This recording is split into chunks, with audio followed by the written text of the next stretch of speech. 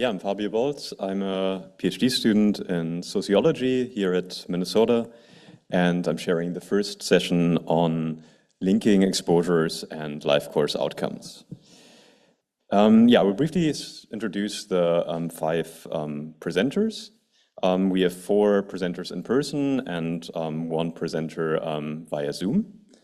The first presenter is Jason Fletcher. Jason is a health economist and professor of public affairs and population health sciences at the University of Wisconsin-Madison. He studies the integration of genetics and social science and the effects of early life circumstances on later life health. The second presenter is Bridget Haney. Bridget Haney is the historian at the State Historical Society of Missouri. Her research focuses on African American history, Black girlhood, the Midwest, and the rural West. She earned a PhD in US history from the University of Missouri and is currently developing her book manuscript titled To Prove Her Worth, Constructing Black Girlhood in Kansas City, 1881 to 1941. The third presenter is Collin Wardius. Collin is a PhD candidate in the Department of Economics at UC San Diego. His research assesses how education interventions affect educational attainment and occupational outcomes. The fourth presenter is Ben Pyle. Ben is an associate professor at Boston University School of Law. He focuses on empirical work studying the relationship between the criminal legal system and employment outcomes, as well as on labor markets for lawyers. And the final presenter is Jason Wong. Jason is a rising 4th-year PhD student in sociology at Yale University. His research examines the socio-spatial dimensions of health disparities across the life course, with particular focus on the mechanisms linking urban and neighborhood context to older adult health. So we have the 5 presentations first, and they're then followed by a 50-minute Q&A. Okay, thank you.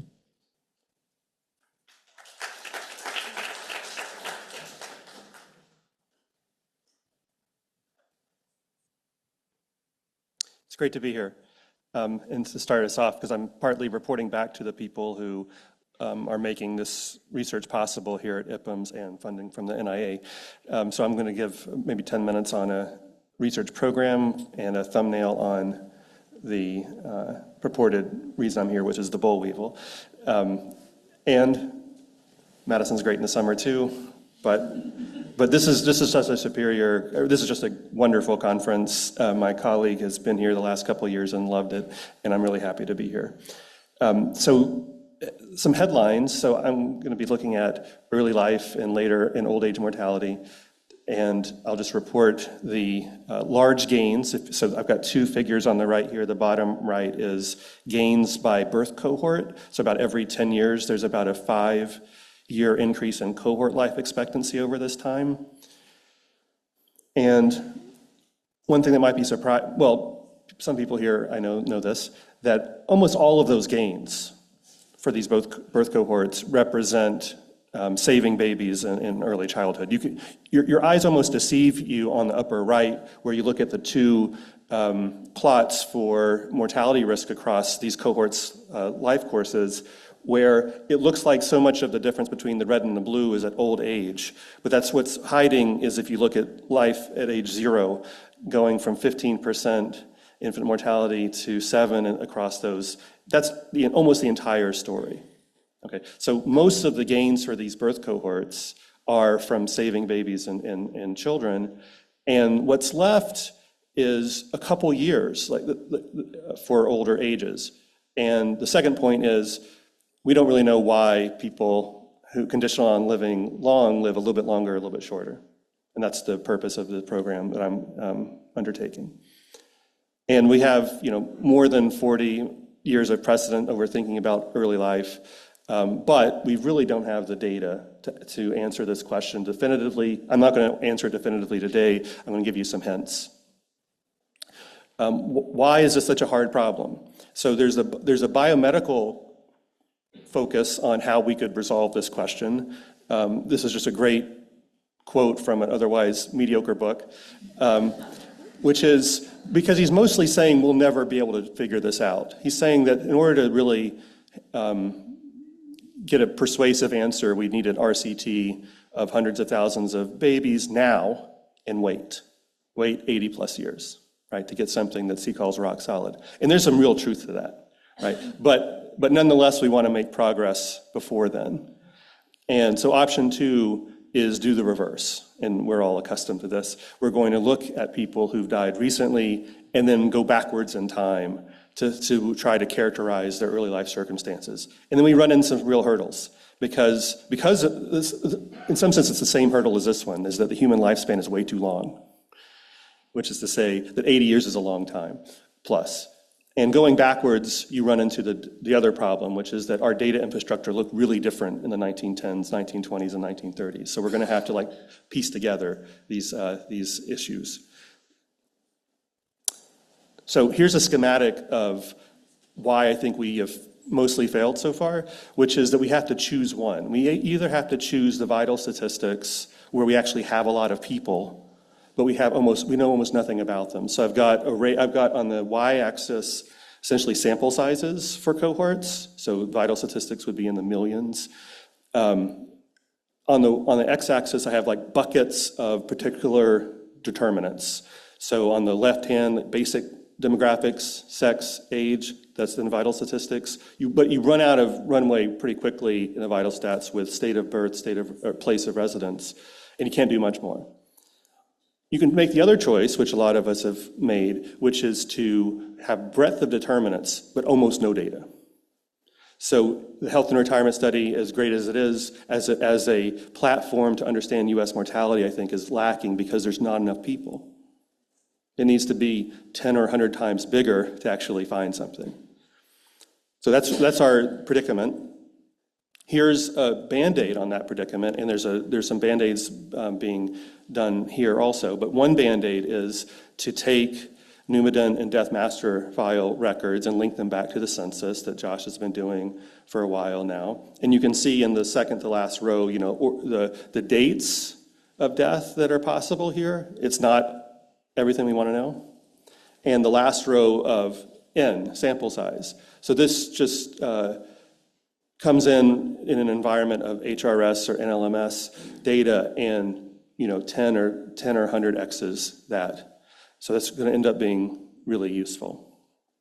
And taking this schematic and then wedging in the SynSoc data, what you get is really important for this narrow question I'm asking, which is circumstances around birth, which is that these records, either on their own or linked with IPUMS data, give you place of birth. That's what you really need that, and you really need that for a lot of people. So this is this happy Goldilocks part of you have enough power and enough X's to do something new. So what have we been doing? We've have with NIA funding 24 papers on this now. I'll give you a thumbnail of just one of them, but it's in buckets of exposures here. This is for an NBR write-up that was posted last week. From family exposures, economic exposures, you have to, many of you are historians, so you don't have to do a lot of work here, but me as just a regular economist have to really think back to the 1910s, 20s, and 30s and say, it's really different then. The exposures were really different then. So where we have to put our focus is different than exposures now. So on the right-hand side, environmental exposures, and this is just, you're not meant to see, what you're meant to see from this is really the y-axis scale. Everything here is in months of longevity. Okay, what we're finding is, so there's some exceptions, so higher education is more than months of old age longevity. Almost everything else is not. And we could never find this with regular data sets because on the vital stats side, they don't have the county of birth, and HRS is way too small, just full stop. That's why it's taken decades to amass this amount of new information. So I told you I'd give a thumbnail because the title was Boll Weevil. So here's Boll Weevil. Once again, so in each of those 24 projects, we want spatial and temporal variation in circumstances around birth or young or early childhood. So, right, spatial and temporal variation helps us, and then we add that to where people were born and when, and we're almost done. So here's the spatial temporal variation of the boll weevil. What you see is, one, if you only have state of birth, you miss a lot of that variation, right? So one could have examined this with vital statistics and not gotten what we're going to see. And we're going to focus on this area, the South, and it's essentially placing people in these circumstances. Were they in a place that had the boll weevil when they were young, when they were a teenager, and so on? And if so, how long did they live? So it's very straightforward once you do that. A little bit of background with it, because I have a couple minutes.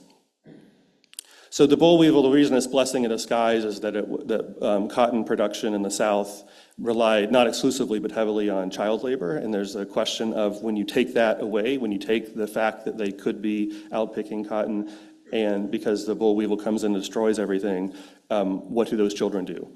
And there's already been evidence that many of them go to school instead. And so the timing is going to be potentially important here. There's already some evidence that both boll weevil was very important. It caused people to leave boll weevil places that have infestations, and other evidence that suggested some improvements in schooling. So we're just taking those and asking, did people live longer? That's it. So we have IPUMS data. We have the death records from Josh. We want to locate people as best we can using each of the census years and finding people in the typical ways. We have about a million people, which is going to end up being very important. We're going to do regular diff and event studies kind of things. I'm going to show you the nice picture. So this is at what age the boll weevil came to your county, and then the y-axis is how long did you live. And if this happened when you were a young adult or teenager, it didn't matter very much. If you were a young child, you live a couple months extra. So as I said before, almost all of our work is showing months, not years. So full exposure is about almost 3 months higher longevity. I'll say that for people who live long, 3 months is actually quite a bit for these cohorts, for these historical cohorts born in the early 1900s. We trace it out and just replicate what others have done as for education as being a primary mechanism. For example, I have a note here that places that already had strong child labor laws, we didn't find anything. It was places that didn't. Consistent with this story about moving children into schooling, and that schooling has this long-term effect. Here's that picture again, and it's partly now an invitation to help us fill in more details. We've done several dozen, we have many more in the work, but there's a lot more to learn, which is this first point of coloring this picture further. Now, I also just want to point out some limitations. The U.S. infrastructure and mortality especially, I should say, public use. I should have said this earlier. The Censoc data, like IPUMS, is public use data. You could download it right now and do your own analysis right while I'm talking. But it has this collapse around 2005 in coverage. The deaths that occur after that, our public use system seems to be way behind filling in this information and again, underlying public use. Now, I have a picture of FSRDCs there because this is partly solution, is to go in and get the full data inside secure environments. But as much as I love RDCs and everything, it would be great for science if this was public use data that everyone could use and it wasn't captured in these places that are actually often hard to get into. So I see the road ahead very much here in IPUMS in Minnesota as you continue to improve the MLP data. I have California listed here where Josh is continuing to do the Censoc data. I haven't said anything about census tree, but there's a genealogical perspective here also that is useful, not public use data, but is something to put on the table to continue to fill out this picture. And I'll close by thanking our team, especially Hamid, who's done so much of this heavy lifting, Josh, Ekger, and Xiaoshen. And thank again the NIA for funding and a Guggenheim Award. Thanks very much.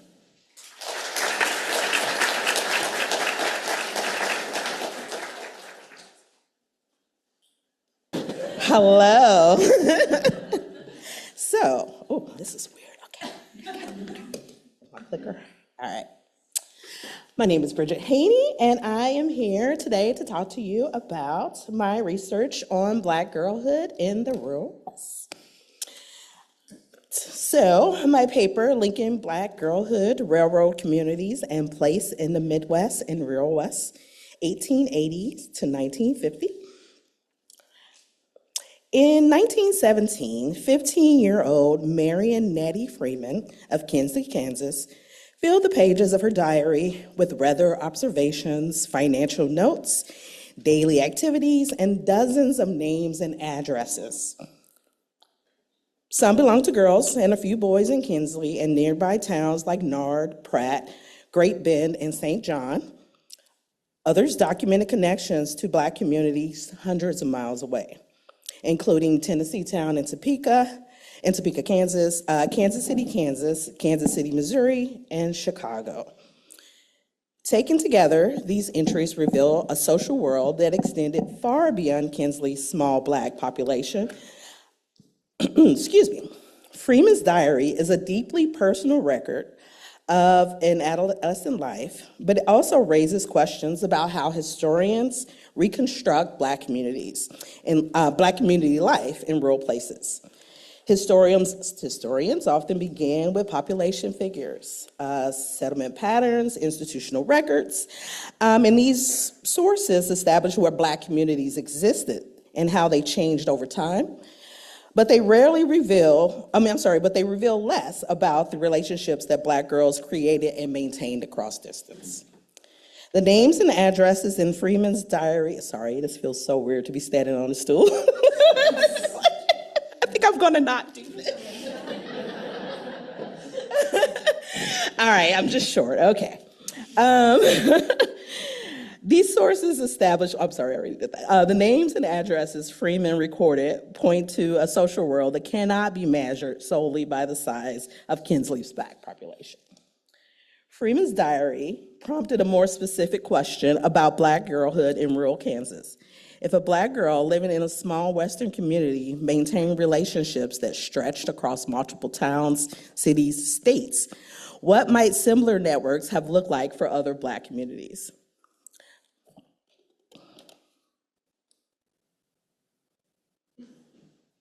Okay. Franklin County as a comparison. The question that led me to Franklin County, Kansas the question that led me to Kansas came from a place that I know through my husband's family farm, which has remained in his family for over a century.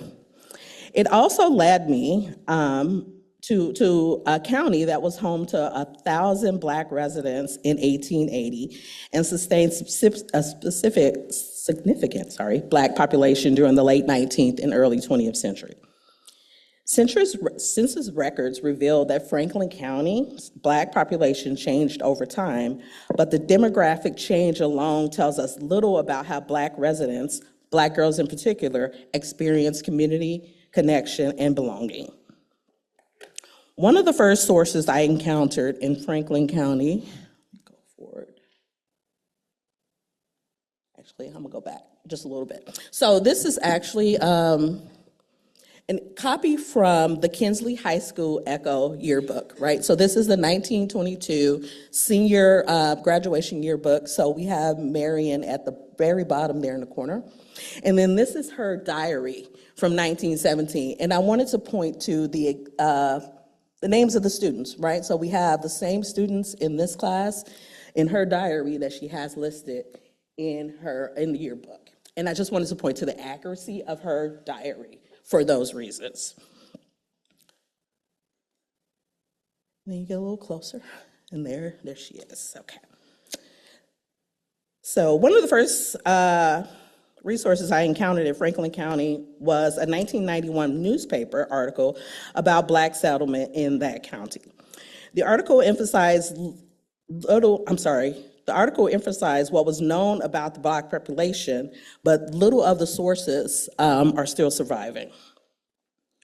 They referenced church records, family histories, genealogical research, and community members that documented a long-standing Black presence in the county.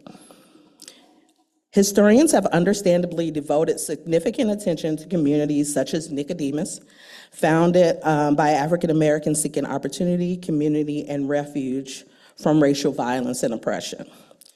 Black life in Franklin County has received far less scholarly attention. Ottawa, the county seat, developed within a different social landscape.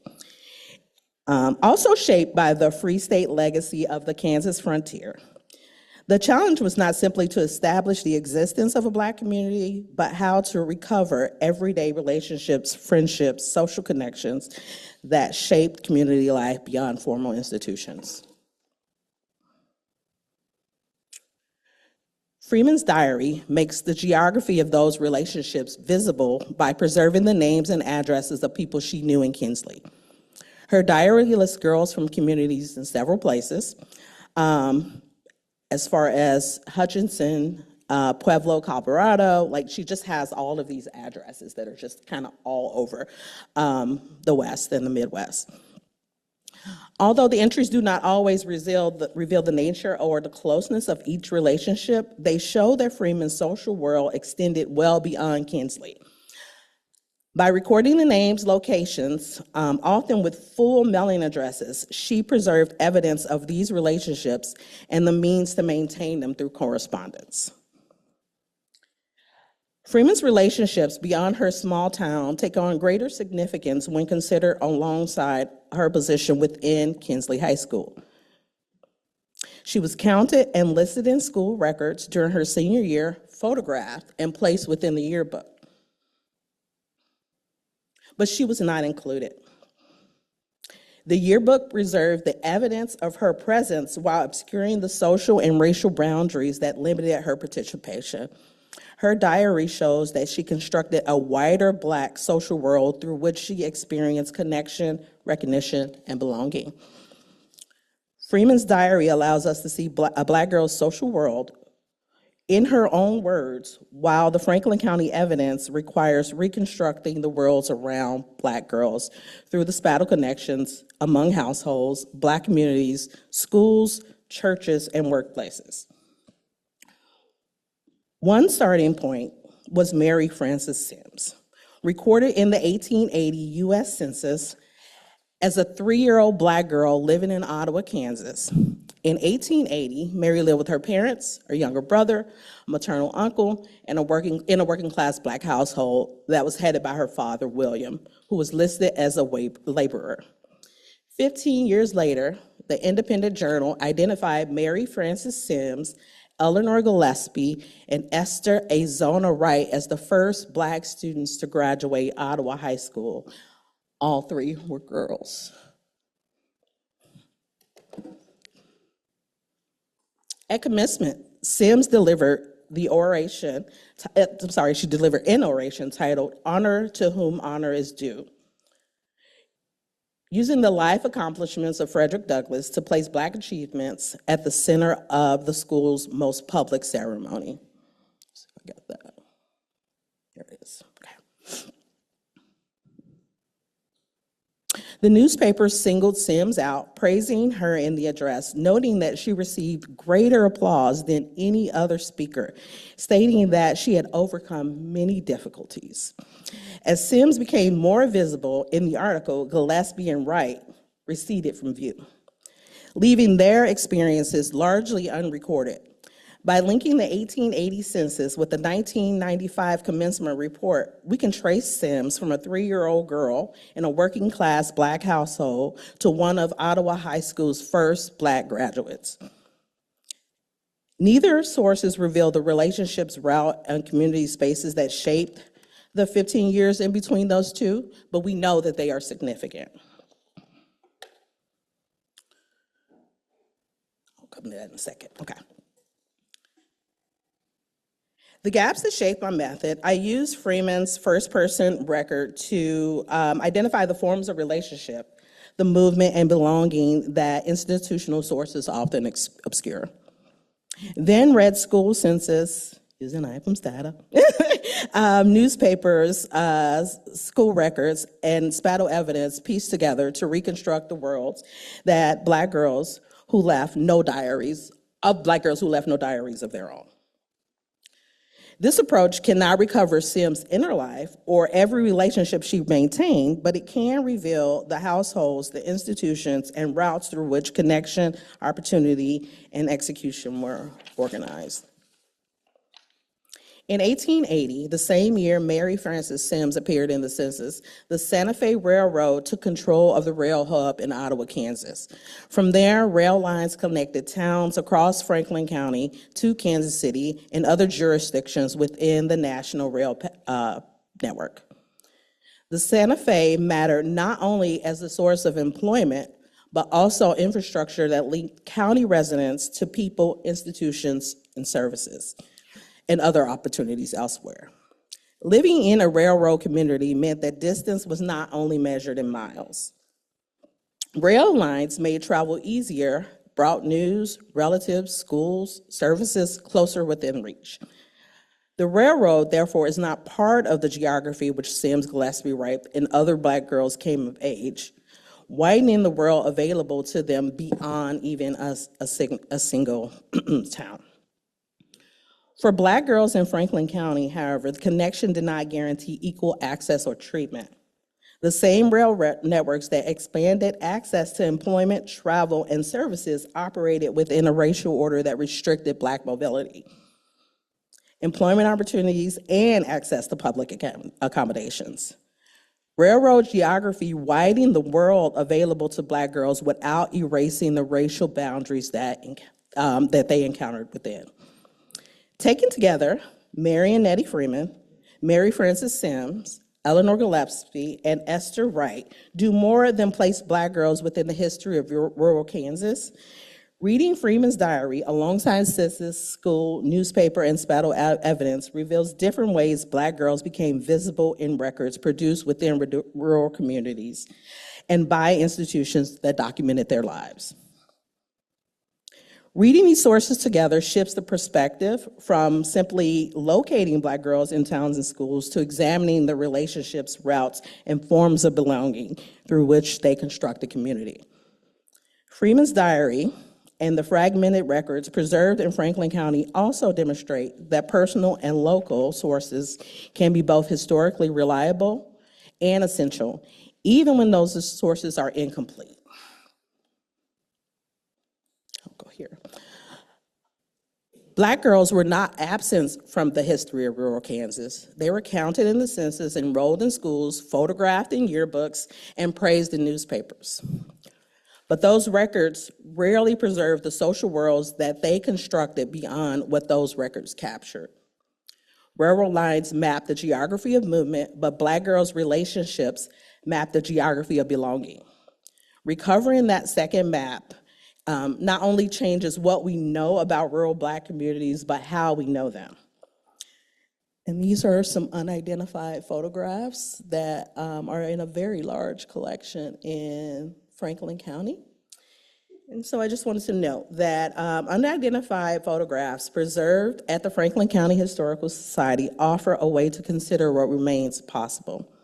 The girls' names and dates have not yet been recovered, but their presence is still historical evidence.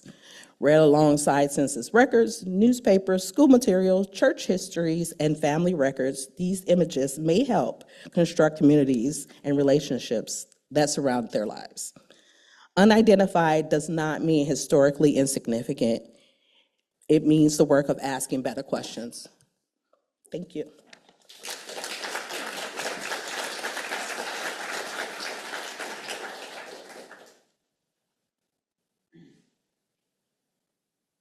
Hi, everyone. Really thankful to be here.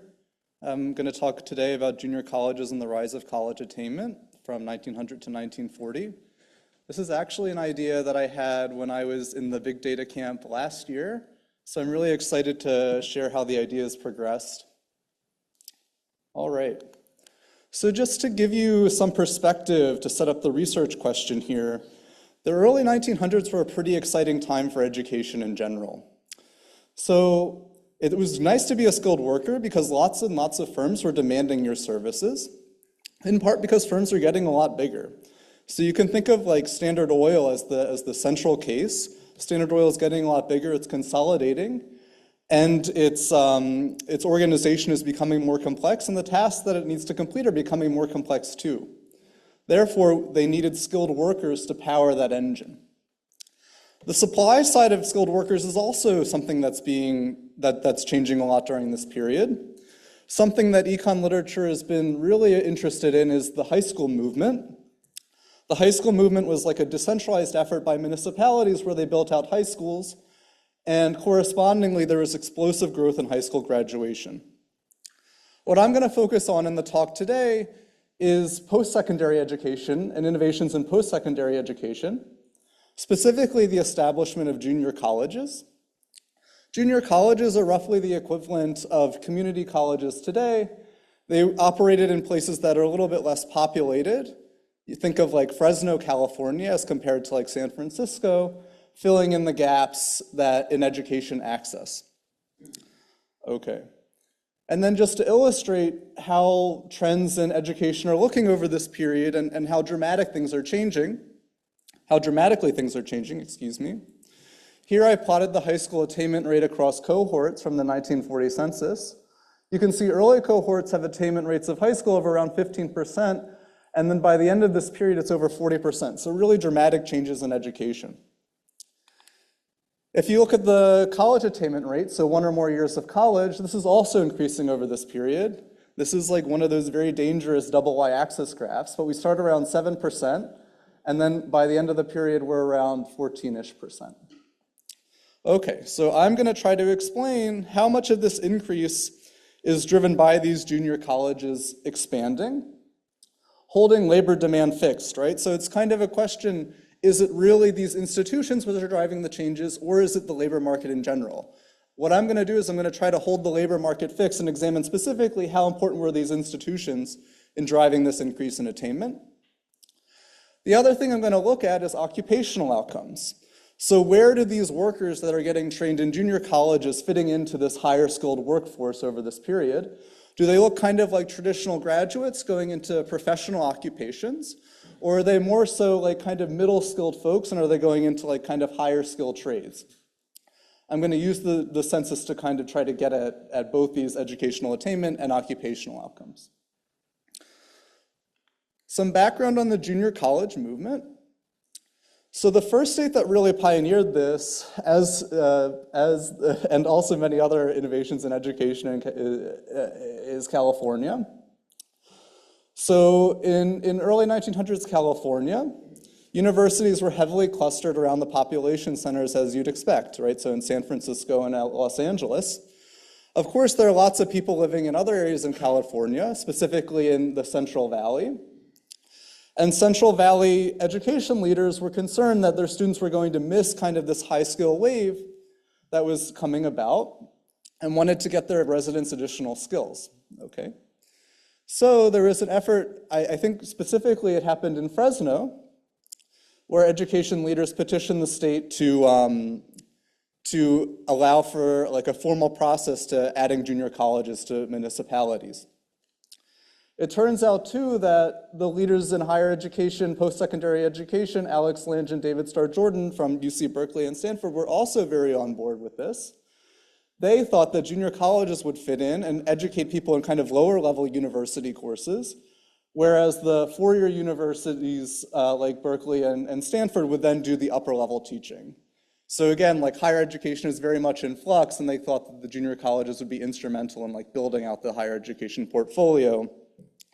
And we're also heavily supporting passing legislation which allowed for the formation of these junior colleges. Okay. And here you can see just how dramatically junior colleges expanded during this period. This is the blue line in the graph here. Starting at like 100 colleges in 1900 and rising to around almost 600 by the 1940s. So there's lots of different openings, and this should clue you in. This is going to be kind of the variation that I'm going to use, exposure to these college openings, to try to identify the effects of these junior college openings on educational attainment and occupational outcomes. And then here I'm plotting a graph of junior colleges that opened between 1900 and 1940. The thing that I really want to highlight here is there's lots of spatial dispersion in where these things opened. Specifically, you can see that in California, for example, they're not just opening in the population centers of LA and San Francisco, they're also opening in the Central Valley, they're opening in San Diego. These are places that weren't as well served by higher education during this period, but are going to be served by junior colleges. There also is a substantial heterogeneity within junior colleges and who's funding them. This is something I'm not going to explore too much today, but you can see that, for example, in the West, lots of these junior colleges are funded by the state and public sources, whereas in the Northeast and parts of the South, they're primarily private institutions, and lots of these are actually funded by religious institutions. So you could think that that's going to drive some potential heterogeneity in the effects of these openings. All right, so now how am I going to identify the effects of junior college openings on college attainment? Well, I'm going to have this empirical approach. First, there's going to be some County A. County A is going to have a junior college open. Now, there are two kinds of cohorts in County A. There are people that are essentially too old to go to college, right? They're maybe already in the labor force. Those folks I'm going to call not exposed to the opening of the college, right? Because it's just harder for them to go back to college to get additional skills. There are also younger people in that County A at the time the college opens. These are people that are maybe still in high school or even younger. These are people where the frictions to getting additional education are not as great, and I'm going to call them exposed. So we could think that if we take the difference in educational attainment between the older unexposed cohort and the younger exposed cohort, that's going to give us some sense of the effect of the junior college opening. The one other thing that we need to take into account is that just generally people are getting more educated over time. So this is going to pick up not only the effect of opening the junior college, but also the effect of kind of general educational trends. How am I going to control for those additional educational trends? Well, I'm going to also difference against another County B, which gets a junior college just way later, all right? And assuming that kind of the general educational trends look roughly similar between these later treated counties and earlier treated counties. All right, so this is kind of a standard cohort diff and diff kind of identification approach if you're familiar with that terminology. Here's what this looks like in regression form. I'm not going to focus on this. What data am I going to use for this? Well, the IPUMS linked data really makes this possible because what I want to do is I want to know where you lived in childhood, and where you lived in childhood is going to determine your exposure to one of these college openings. So we really needed the linked data to understand where people were in childhood and who's exposed versus unexposed to these college openings. For this analysis, for the results I'm going to show you today, use the Althoff paper's census links from his really great paper. Sorry to the IPUMS folks for that. But you can also use the multi-MLP links, multi-generational longitudinal panel links from IPUMS. I've run it both ways, and the results are extremely similar. So hopefully that heartens everyone. To identify where these colleges opened, I'm going to use a historical source, this College Blue Book from 1947. This documents where the junior colleges opened, has some descriptive features of them as well. So then going to the results, here you can see, right, the folks that are over 18 at the time of the college opening, I'm going to call unexposed. Here you can see there seems to be no differential trends for these folks, which should tell us that it doesn't seem like there's something unique happening in these counties where the colleges are opening. But then for the people that are exposed to the college founding, they're increasing in their college attainment and the later cohorts increase their college attainment by about 1.5 percentage points. That's a little bit less than a 10% increase on the dependent variable mean. So there seems to be some attainment effects. I'm not going to be able to say firmly, there also seem to be differential effects between public junior college openings and private junior college openings. Now, it's a little bit hard to say what's driving these differences because there are so many differences between public and private junior colleges. In particular, two big differences highlighted in my reading is that public colleges were generally tuition-free, and they were also more tailored toward practical skills like agriculture, engineering, and kind of skilled trades. So maybe there's just some like curricula that people like, maybe it's the cost aspect that's allowing for these larger effects in public junior colleges. I haven't disentangled this yet, but I'm going to in future work. And now turning to occupations, what we see is that it's not so much that people are going into kind of manager roles, they're not really going into the professional class that are graduating from these junior colleges. Rather, they're going into occupations that are kind of skilled trades, so craftsmen. This is like occupation codes, I believe, 500 to 600 in the IPUMS 1950 occupation codes. So they're kind of a little bit separate from usual college grads. They're going into these skilled trades. You see some evidence, I don't want to hang my hat on this totally as of this point, that people are leaving occupations where they're like sole proprietors of businesses. So here you can see a decrease of around a little bit less than 1 percentage point. The treated cohorts are, leaving proprietor occupations by about 0.5 percentage points that are exposed to the college opening. All right, so taking stock, even in a labor market that increasingly rewarded skilled workers, it seems like there were inequities in access, and easing these inequities in access through these junior colleges led to increased educational attainment. Moreover, junior colleges facilitated entrance to skilled trade occupations, as we've seen. But there's lots of heterogeneity that's yet to be unpacked by my work. And in future work, I hope to disentangle what drove these heterogeneous effects. Was it the differential cost in attendance, or was it, for example, difference in curricular match? Did public colleges just teach more useful skills relative to private colleges, for example? Thank you very much.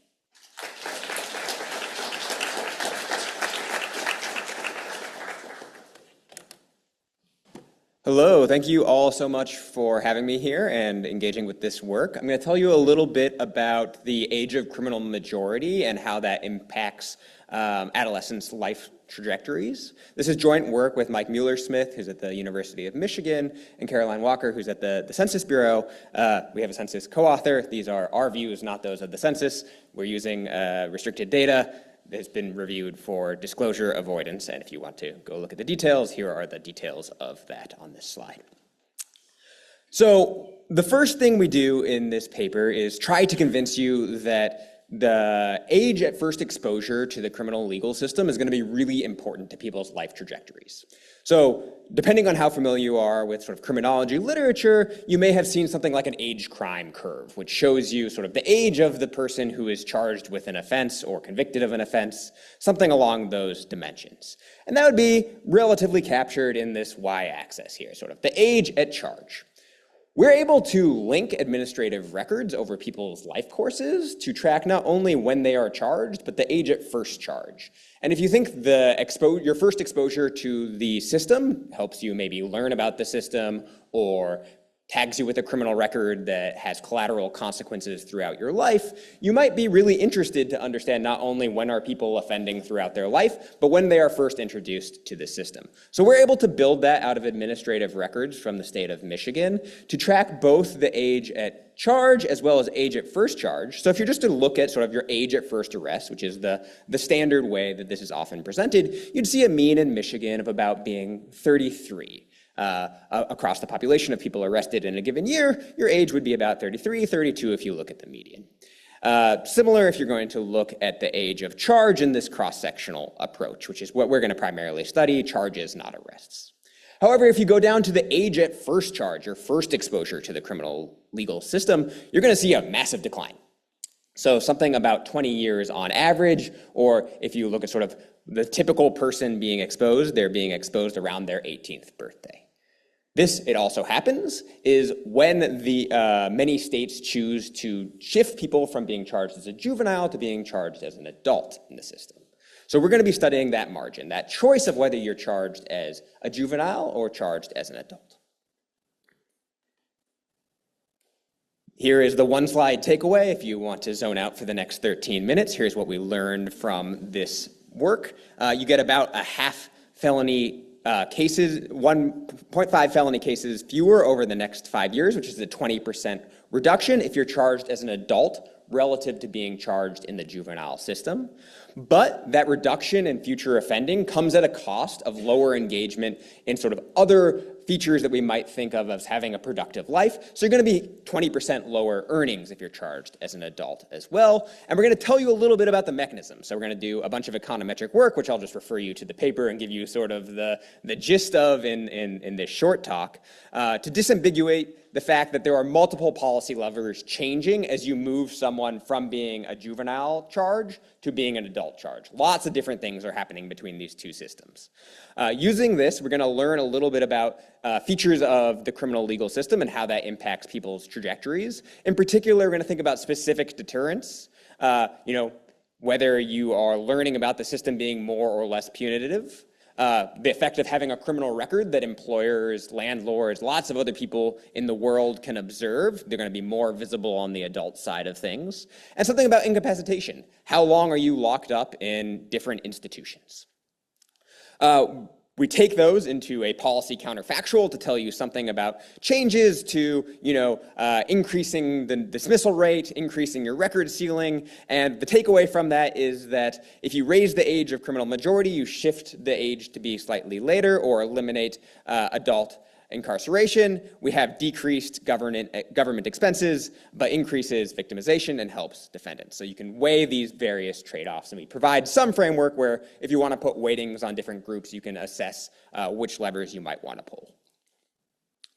Okay, so you may not be familiar with how this works. So here is some background on the age of criminal majority. The exact age at offense defines which justice system defendants face. So these systems have very different implications. You're going to have different court services, dispositions, sanctions, record clearing options. All of these things are going to be more on the punitive side in the adult system and a little bit more focused on rehabilitation in the juvenile system. The alleged offense, if it occurs before then the age of criminal majority in our sample, you can think of that as almost always being charged as a juvenile. We'll have a few people who are waived over to the adult system, but if the alleged offense occurred after your age of criminal majority, you will be charged in the adult system. So your age will be determinative almost exclusively of what system you face.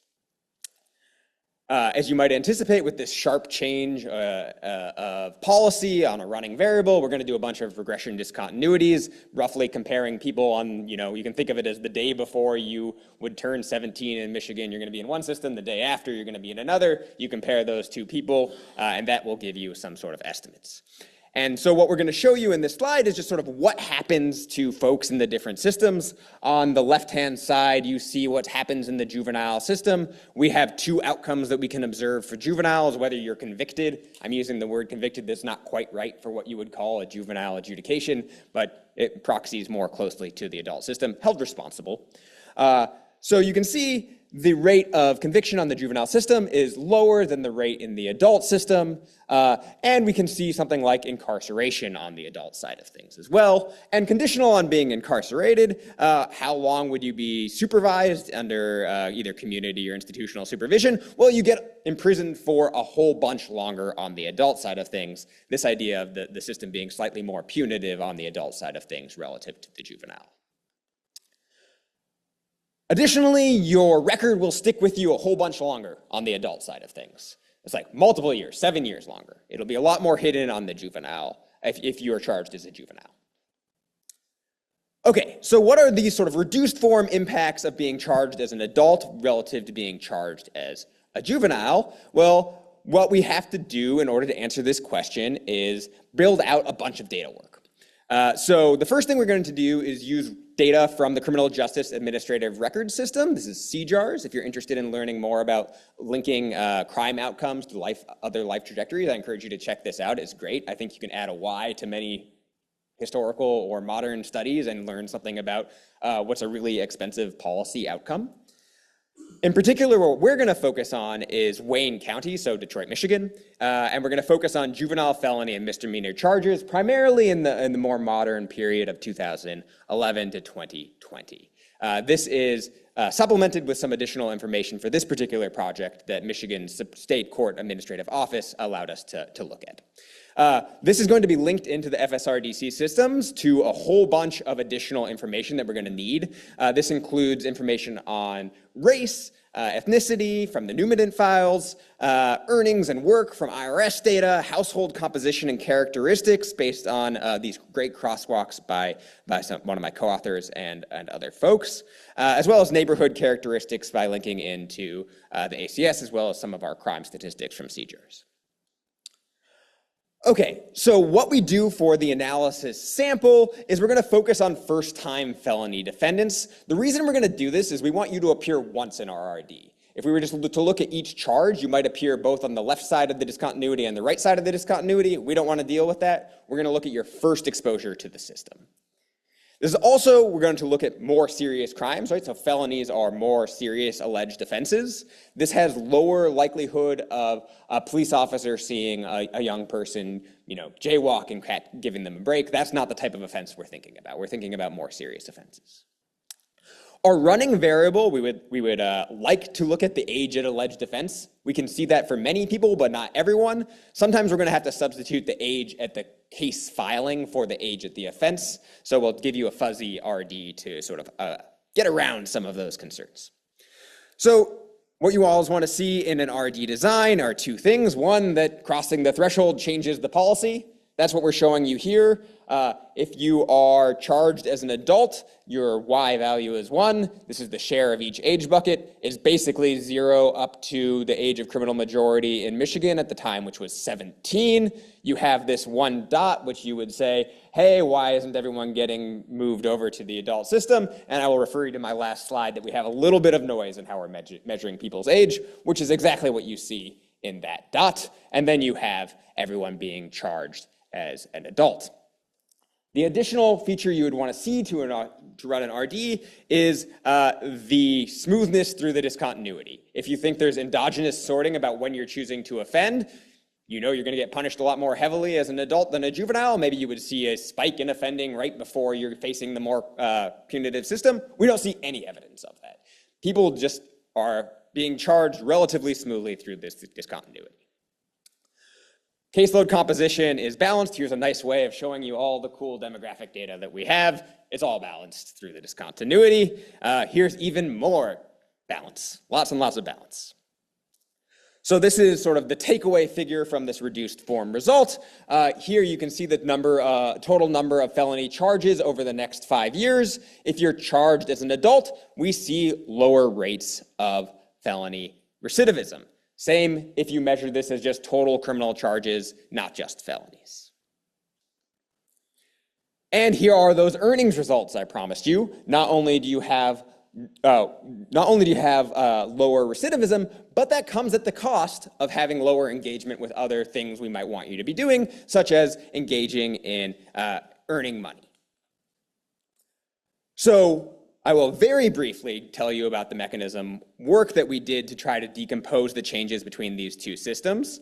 So I've been telling you something about moving from a juvenile charge to an adult charge, but that's not really what's happening under the hood, right? So the juvenile system is actually a bucket of policies. The adult system is a bucket of policies. And what we maybe want to know about is something about being dismissed as a juvenile, or getting a juvenile record and some punishment, or having your charge dismissed as an adult, or a permanent record and being not incarcerated, or a permanent record and being incarcerated. Maybe those are the policy levers we care about. What we've just shown you is this arrow. What we want is this super complicated, colorful set of arrows to understand. So we're going to do some work to try to recover those. Here is sort of the different flows one might want to measure, right? So thinking about moving from a juvenile dismissal to an adult dismissal, maybe that's not so different, but moving from a juvenile dismissal to being charged and convicted in the adult system, we do see some people we predict to be on that path. Fewer people who might be on you would have been dismissed if you were charged as a juvenile, but in the adult system, we would have incarcerated you. You might think of that as being a less likely path. And we sort of do a bunch of work to try to estimate the probabilities that you would fall into each of those paths. The intuition here is that the defendant characteristics play a critical role in determining disposition and sentencing outcomes on either side of the outcomes, and the case outcomes are not entirely random. Our covariates are evolving smoothly through the discontinuity, so we're going to use this additional information on likely counterfactual justice experience to decompose this net treatment effect. So there's a bunch of assumptions that you have to make in order to get this off the ground. The strongest one we have to make is homogeneity of the treatment effects. So this is sort of like conditional on your covariates, you would experience adult incarceration similarly. This is a strong assumption. We do a lot of work to try to assess whether it holds in our data. I'll sort of push you towards the paper to look into that. Here is the math behind what we're doing, more math behind what we're doing, even more math behind what we're doing. But in the interest of time, I'm just going to give you the takeaway here, which is that relative to this is an adult non-conviction outcome. If you are to, say, be charged as a juvenile, we see this increase in felony charges. The fact that you're convicted as a juvenile has almost no additional impact on top of being charged as a juvenile. However, if you're on the adult side of things, your conviction relative to a dismissal is going to increase the rate of future offending. So if you're convicted on the adult system relative to having your case dismissed, we actually see a criminogenic effect of having this record, which is getting tagged with a record, generates a lot of collateral consequences, lowers your earnings, makes other resources harder to access. Of course, once you throw on incarceration on top of that, then you see this decline. That's mechanical, right? You're not going to be able to offend while you're imprisoned in our data. Similar type of impact on earnings, being dismissed as an adult is very similar to the outcomes on the juvenile side of things, but really the loss in earnings is coming from adult conviction and incarceration. And I'll refer you to the paper for some of the cost-benefit analysis since I'm at time, but this is sort of the types of work we're trying to do with linking the criminal justice data into all of these employment and demographic data that's housed in the FSRDC. Thank you all so much for your time.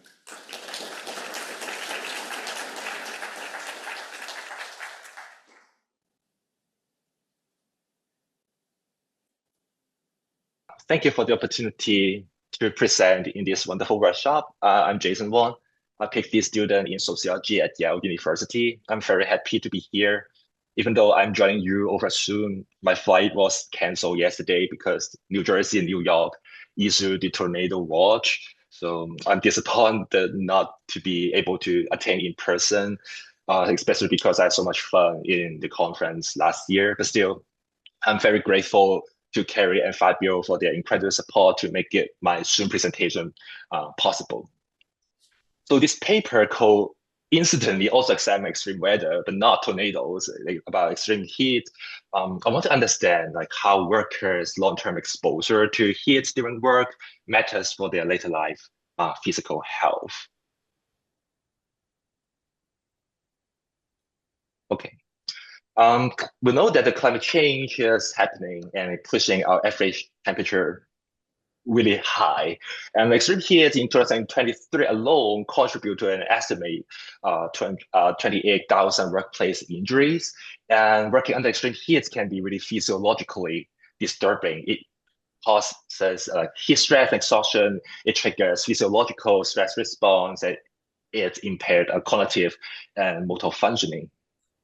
And while we know that the short-term health risks are quite well documented in the literature, we know relatively less about the long-term health implications, which I will argue that is very important in the workplace because workers spend, adults, they spend a substantial portion of their life in work, and they might experience heat repeatedly over the life course, and especially also because population aging are pushing the workers towards their retirement age. So in this study, I ask how the cumulative risk of extreme heat exposure at work associate with their physical health in their later life. But it's challenging to study extreme heat exposure over the entire life course for a couple of reasons. And the first way is because the direct measurements of the workers' actual heat exposure are extremely difficult to collect, which require thermometers or some wearable temperature sensors to really capture the actual heat exposure. And even if we have that data is very difficult to follow a nationally representative cohort of workers for the entire careers, especially because the workers may change jobs and locations across life course. And even we have all of this data available, we still need some data to track the workers long enough to capture their health outcomes in later life. So not surprisingly, the current research quite settled on focusing on the short-term heat exposure and the actual health risk. Maybe looking into the administrative records about death certificates, or use an event study designs to study the mobility or mortality after the extreme heat events. So as a result, they focus solely on some broad high-risk occupational groups like construction or agriculture. So in this study, I propose an alternative strategy. So rather than measuring the actual heat exposure, I try to capture the cumulative risk of the occupation-specific heat exposure. So how I do that? I try to do so by combining information at 3 levels. I track the individual work history to track each jobs and individual health during the life course. And then for each job, I just measure the occupation level, heat-related risk, and then for each year, I try to measure the ambient temperature conditions in each year. So combining these 3 information is a huge data generating process, and it creates my exposure measure, which is the cumulative risk of occupation-specific heat exposure. So I will try to break it down more specifically how I did so.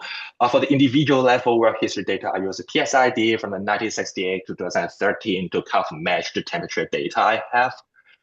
My sample includes those employed in at least 5 ways between age 18 to age 60 to kind of afford. I try to cap in age 60 to afford the selectivity around the retirement age. And then I record the main occupation in each waves that they're employed. So I can, by doing so, I can really track an individual's kind of work history during their prime working years.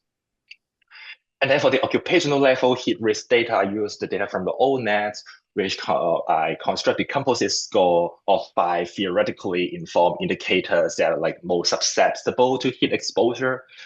It includes the physical demands, extreme temperature exposure, the safety equipment, the indoor work without environmental controls, and outdoor work. So I create a summary score ranging from 0 to 100, and then I link the score to respondents each occupation in each wave. And then for each wave, I create a binary indicators of high risk with a score above the age and sex specific median, because I have concern about the age and sex-related biological differences in terms of the body regulation, the capacity to regulate the heat. So here is the box plot for the extreme heat risk that I create. So we can see that the skilled and skilled occupations like construction or transportation and maintenance, they're obviously having the higher extreme heat exposure risk. And those professional or sales jobs, they have the lowest risk. So it kind of satisfies the face validity about how my extreme heat risk, how it kind of distribute across different occupations. And finally, I use measure the heat by using the county level ambient temperature provided by the IPUMS HGIS. Thank you, IPUMS, for providing me with the county by year month maximum temperatures for almost all US counties. And then for each wave, I create a binary indicators of high heat if any summer month when the county maximum temperature either exceed the past 30-year county month 95 percentile, which is Tmax 95, or it passed the absolute threshold of 35 degrees Celsius. So I use both the relative and absolute threshold to kind of accommodate about because the relative threshold, it kind of cater about the temperature abnormalities, but the absolute threshold is more about a critical point that our bodies can tolerate heat. So I use both threshold to make it kind of more capable of capturing what I want to capture about the heat and account for the regional differences in heat.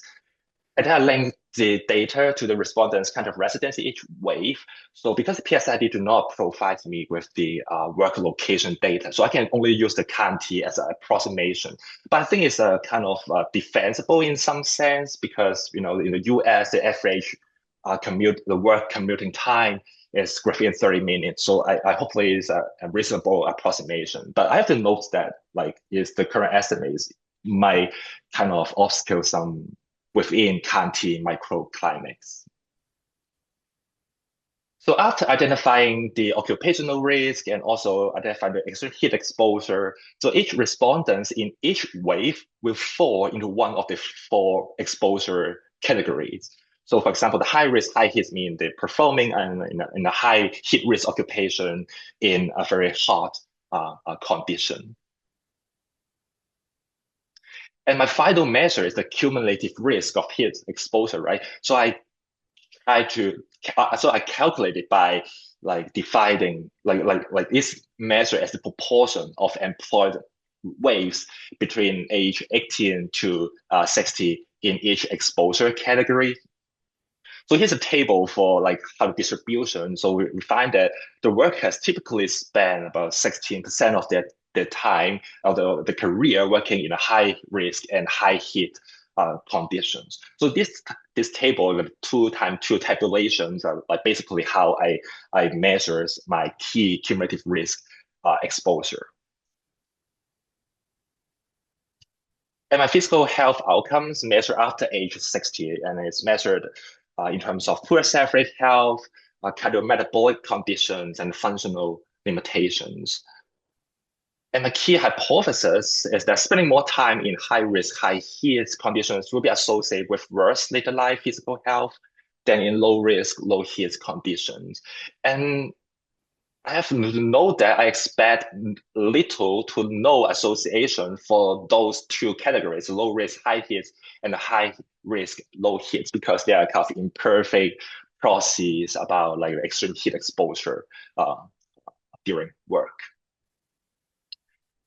And I use the random effects linear regression models for the self-rate health outcomes and a negative binomial for the cardiometabolic disease and functional limitations to account for the least structure or less structure of the data.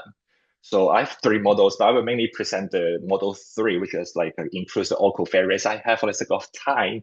So I control for individual level covariates and also for the stay and year dummies to account for the unobserved difference by stay and year in health. And then I also include like the work history characteristics to kind of rule out alternative explanations about other like characteristics about the job that might affect health. So the results. I find that after adjusting for the social demographic, the life cost, and the work history characteristics, spending more time in high risk, high heat remain robustly associated with poor self-rate health. And as for the other 2 categories, the high risk, low heat, and the low risk, high heat, they also showing some positive coefficients, but they did not reach the statistical significant levels in a 95% confidence interval. Here, so what 0.25 means, so we try to benchmark it to the sample mean. It means that if you have more sustained exposure to high risk, high heat, correspond to about 8.6% increase in the poor self-rate health relative to the sample mean. And we find quite consistent results for the cardiometabolic conditions as well as for the functional limitations. And to make my estimates more comparable across models, I calculate the average marginal effect, holding all other covariates at their observed values. And I still find that the sustained exposure to high risk, high heat associated with higher poor self-rate health, more cardiometabolic conditions, and functional limitations.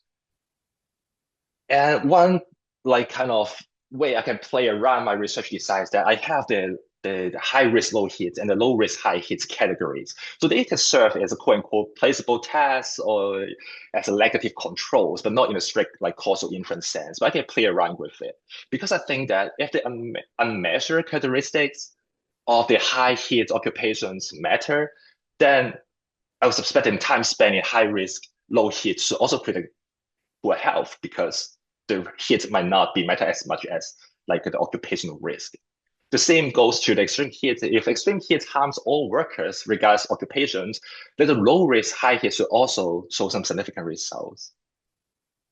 But we find that neither negative control really meaningfully predicts the later life health. So it means the health penalties of the high risk, high heat cannot be reduced to general occupational risk or heat exposure itself.